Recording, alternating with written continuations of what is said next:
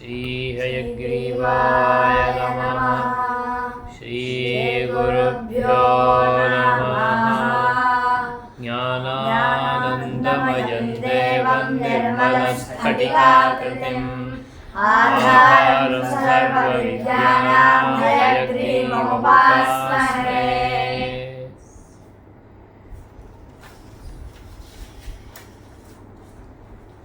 एवमेतत्पुरावृत्तम्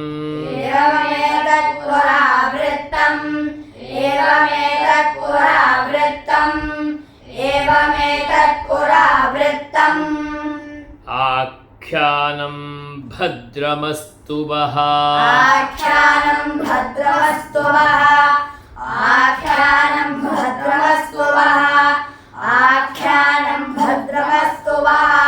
प्रव्याहरत विश्रब्धम्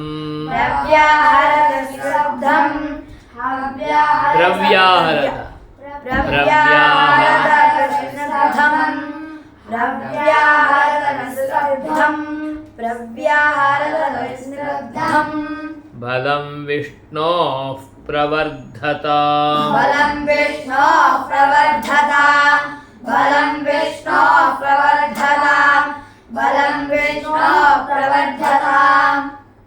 लाभस्तेषां जयस्तेषां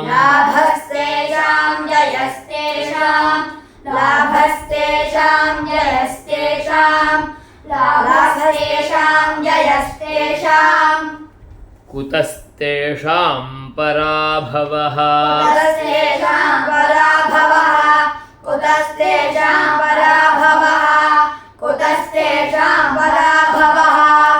येषामिन्दीवरश्यामो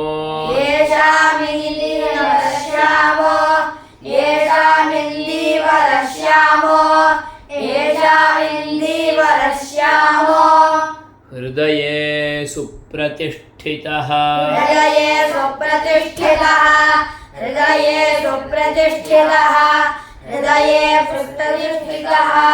काले वर्षतु पर्जन्यः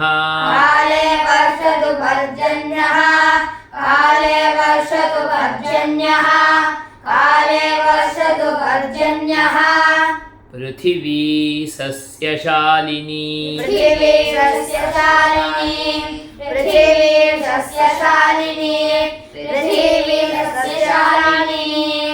देशोऽयं क्षोभरहितो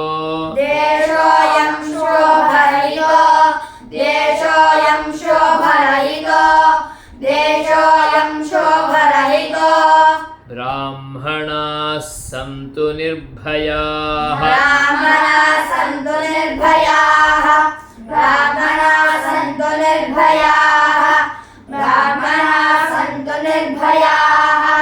कावेरी वर्धतां काले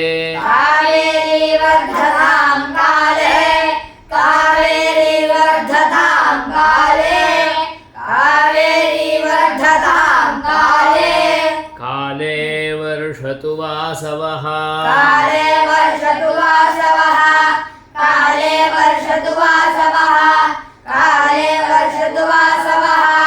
श्रीरङ्गनाथो जयतु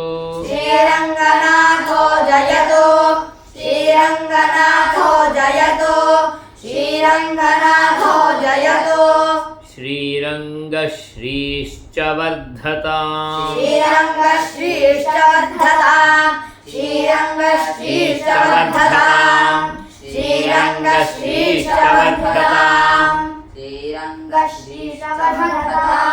स्वस्ति प्रजाभ्यः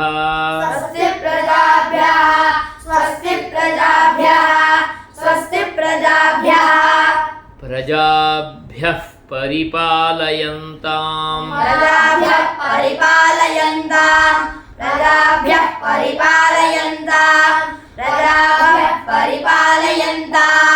स्वस्ति प्रजाभ्यः परिपालयन्ताम्।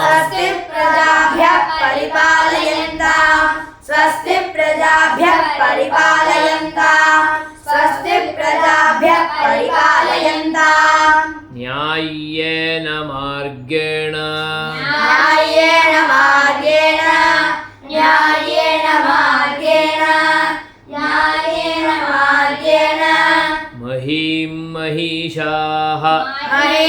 महिषाः महिर्महिषाः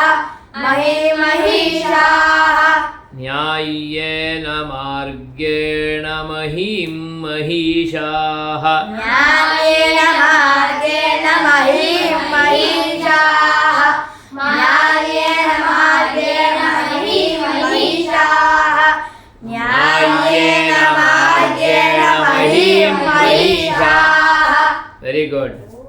गोब्राह्मणेभ्यः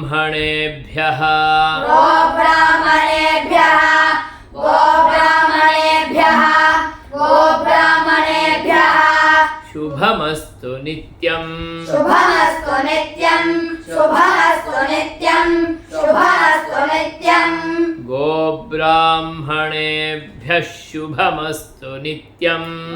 गोब्राह्मणेभ्यः शुभमस्तु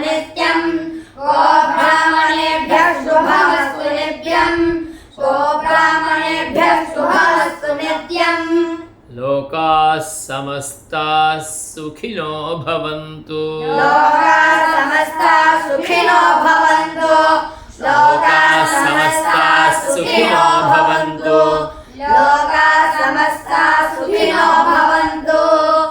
मङ्गलं कोसलेन्द्राय मङ्गलं कोसलेन्द्राय मङ्गलं कोसलेन्द्राय मङ्गलं कोसलेन्द्राय। இங்க ஒரு ஸ்லோகம் சேர்த்துக்கணும். வயல சொல்லுங்க அந்த இல்லை அப்புறம் எழுதிக்கிறேங்க. கல்யாணி வர்ததாங் காலே कल्याणी वर्धतां काले कल्याणी वर्धतां काले कल्याणी वर्धतां काले वर्धन्तां वैष्णवोत्तमाः वर्धन्तां वैष्णवोत्तमाः वर्धन्तां वैष्णवोत्तमाः वर्धन्तां वैष्णवोत्तमाः।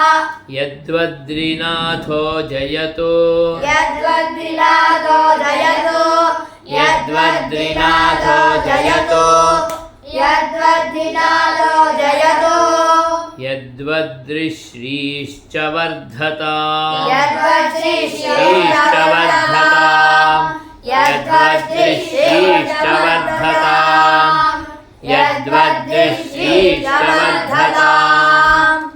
मङ्गलं कोसलेन्द्राय मङ्गलं कोसलेन्द्राय मङ्गलं कोसलेन्द्राय मङ्गलं कोसलेन्द्राय महनीयगुणाब्धये महनीयगुणाब्धये महनीयगुणाब्धये महनीयगुणाब्धये।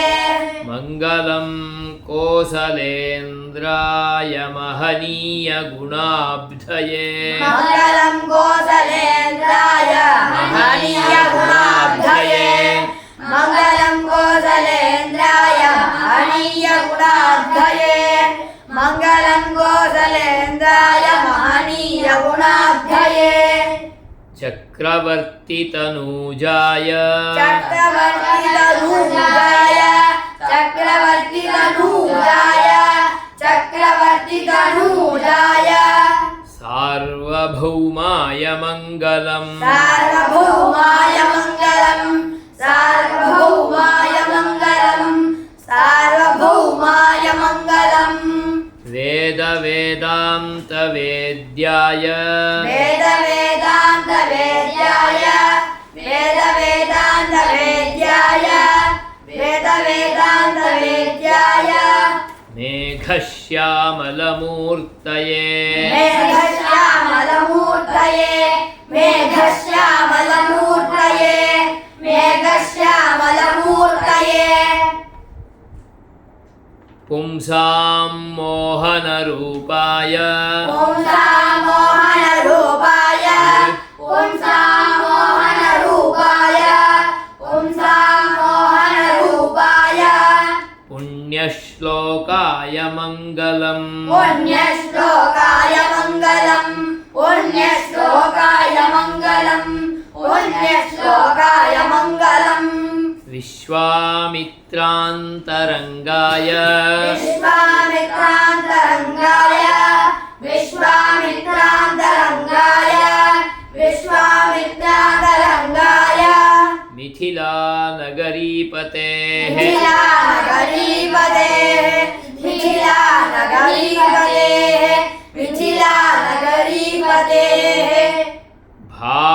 भाग्यानां परिपाकाय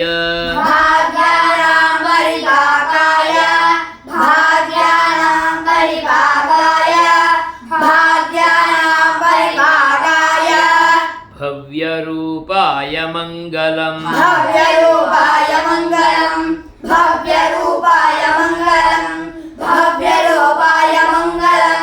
पितृभक्ताय सततम्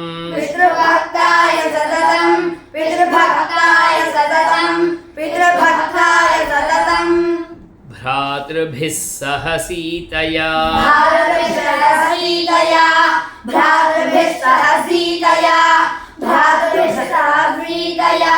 सह सीतया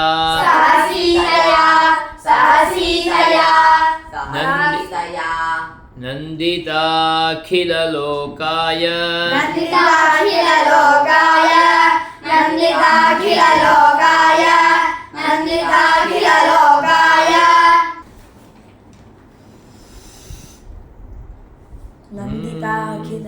रामभद्राय मङ्गलम्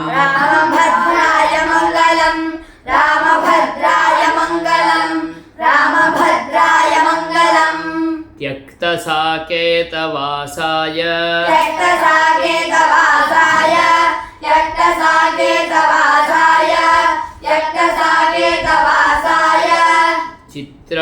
चित्रकूटविहारिणे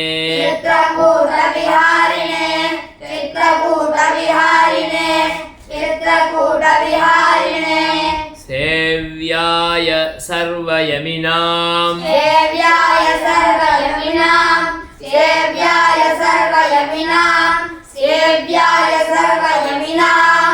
धीरोदाराय मङ्गलम्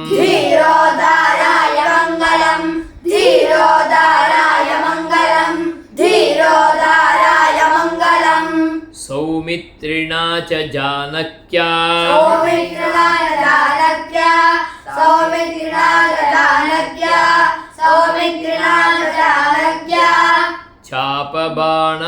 चापबाणासिधारिणे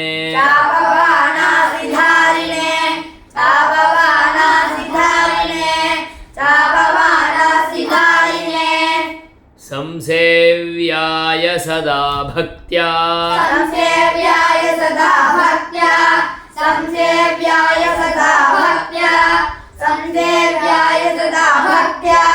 स्वामिने मम मङ्गलम्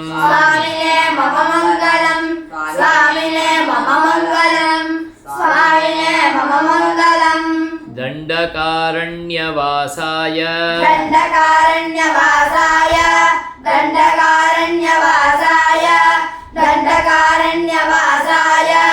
खण्डितामरशत्रवे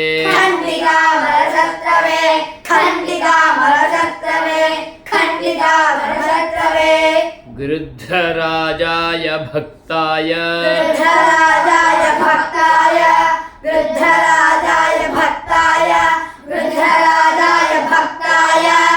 मुक्तिदायास्तु मङ्गलम्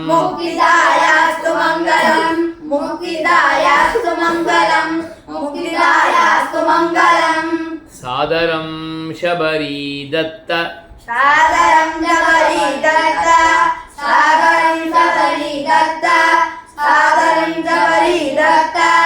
फलमूलाभिलाषिणे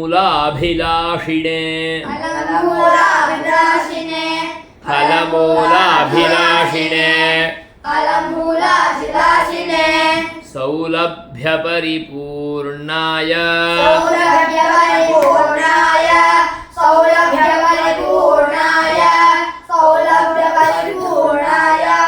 सत्त्वोद्रिक्ताय मङ्गलम्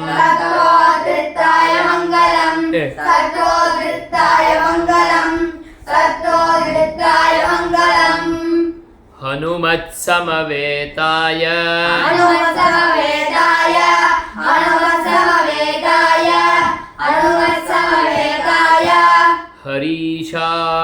हरीशाभीष्टदायिने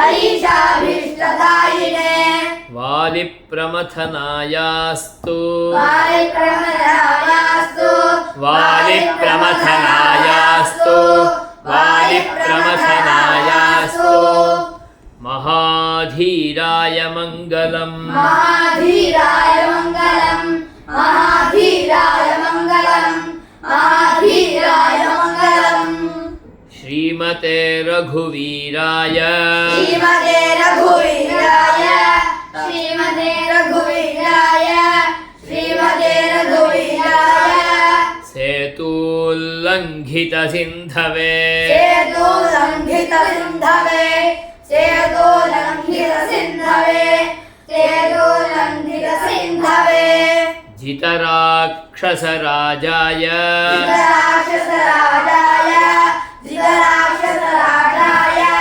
जितराक्षसराजाय रणधीराय मङ्गलम् रणधीराय मङ्गलम् रणधीराय मङ्गलम् रणधीराय मङ्गलम् आसाद्य नगरीं दिव्याम् आसाय नगरीं दिव्याम् आसाय नगरीं दिव्याम् वायु சொல்ல आसाय दिव्याम् अभिषिक्ताय सीतया अभिषिक्ताय सीतया अभिषिक्ताय सीतया अभिषिक्ताय सीतया राजाधिराज राजाय राजाधिराज राजाय राजाधिराज राजाय राजाधिराज राजाय रामभद्राय मङ्गलम् रामभद्राय मङ्गलम् रामभद्राय मङ्गलम् சொல்றா रामभद्राय मङ्गलम् मङ्गला ಅದನ್ನ मङ्गलाशासनपरैः